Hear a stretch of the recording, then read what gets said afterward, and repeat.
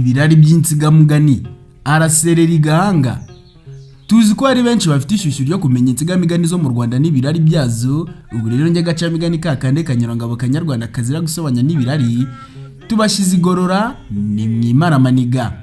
Ikaze mwisi y'umuco nyarwanda, amateka n'ubuvanganzo nyarwanda, aho twe twasemo gusigasira amateka n'umuco nyarwanda ngo twimakaze ubupfura, ubumwe n'indangagaciro za kinyarwanda, tutirengagije ko uko isi iri kurushaho gutera imbere ariko bamwe barimo gusiga gakondo bakirundiramo imico mvaburayi, baba babizi cyangwa batabizi.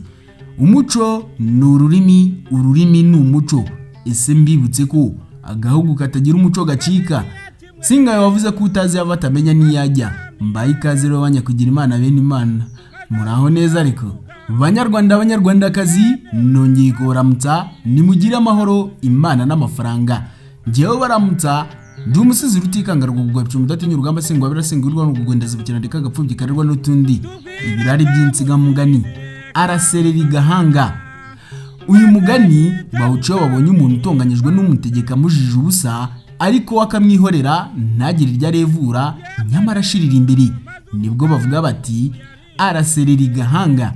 Igahanga ni mu mutwe. Ubundi ari n'ababivuga neza bati ni uguhekenya amenyo. Byakomotse ku muja Nyiramatswe wari umusiki w'ibwami kwa Nsoro Bihembe i Bugesera. Nyuma rero acikishwa n'umujinya w'inkoni yakubitirwaga Kamama, maze rero Cyilima Rugwe amwubakira igahanga na Burema mu Bwanacyambwe, ubwo ni Kigali, ahakomereza umwuga we w'ubusiki. Ibi ngibi byabaye ahagana mu mwaka w'1400. Uti byagenze bite? Kuri iyo ngoma Kigali cya Mwendo yari ikiri iy'Ubugesera. Buke rero Cyilima atuma kuri Nsoro Bihembe ati uzi ko umubyaye kandi yapfushije se ntiwamureba, none rero aragusaba ikibanza Kigali arahakunda. Nuko intumwa ya Cyilima iragenda isoza ubutumwa. Imaze kubuvuga Nsoro ateranya abantu bakuru bose arabubabwira. Yungama ati kandi nubwo ansaba ubwo aransaba ntangaya ngo yanumyeho yapfushije se sinamureba. Abakuru baramusubiza bati ubwo uwo mwana gusabye kandi ari imfubyi yawe uhamwimye waba umuhemukiye. Bati kandi hamuhe ntacyo atubije Ubugesera. Nuko Nsoro arabyemera, ashaka intumwa ijyana n'iya Cyilima maze ijya kumuha ikibanza.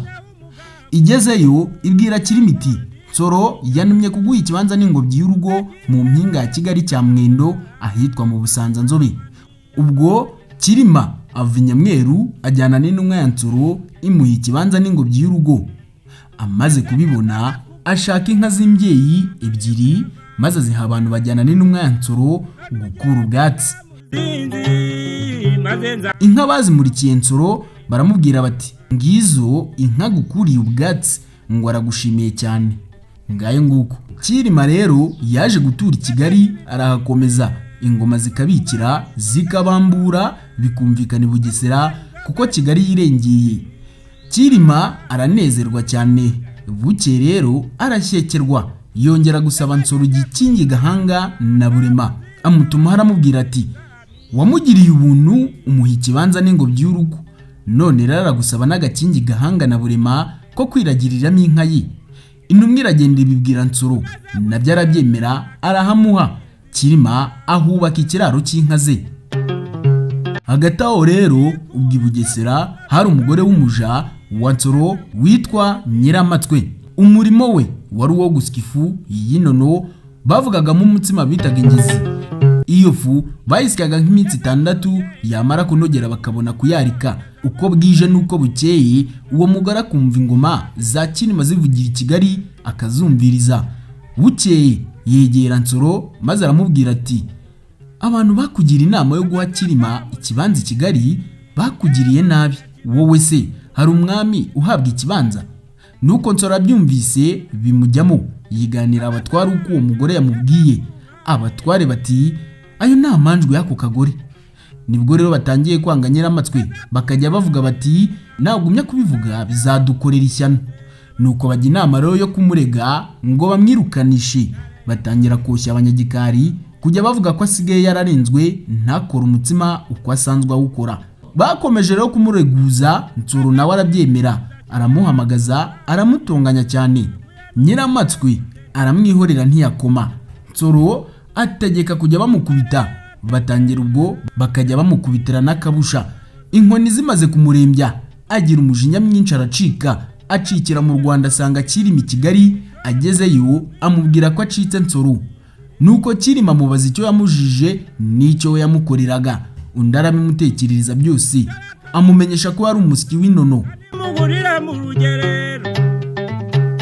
Nuko rero Cyilima yafashe umwanzuro wo kumushyira mu kiraro cy'inka ze z'Igahanga na Burema bakajya bamusangisha uburo maze nawe akabusya. Inkuru rero yaje kugera i Bugesera, barangije bati Nyiramatswe yarakize birambuye asigaye asera Igahanga aho Cyilima yamwubakiye. Kuva ubwo rero mu Rwanda no mu Bugesera babona umuntu wese urakaye cyane ariko akamarizayo ntakomeye bakamugenurira kuri Nyiramatswe wavanwe Bugesera n'umujinya mwinshi yatewe n'inkoni zo kwa Nsoro. Yagera mu Rwanda agakomeza umwuga we w'ubusyi ari Igahanga. Bakavuga bati rero naka arasera Igahanga. Gusera Igahanga nuko urakarira imbere cyane. Gusera Igahanga nuko urakarira imbere. Ari n'abandi rero bafata imvugo bakabigereranya no guhekenya amenyo. Mbese ni nko guhekenya amenyo umuntu abitewe n'uburakari ariko ntagire ikindi abikoraho, ahubwo agahitamo guhekenya amenyo ye maze agahekenya kuko. Ibyo rero bikagereranwa no gusya akoresheje ibijigo bye. Ngaye nguko rero ibirari by'insigamugani.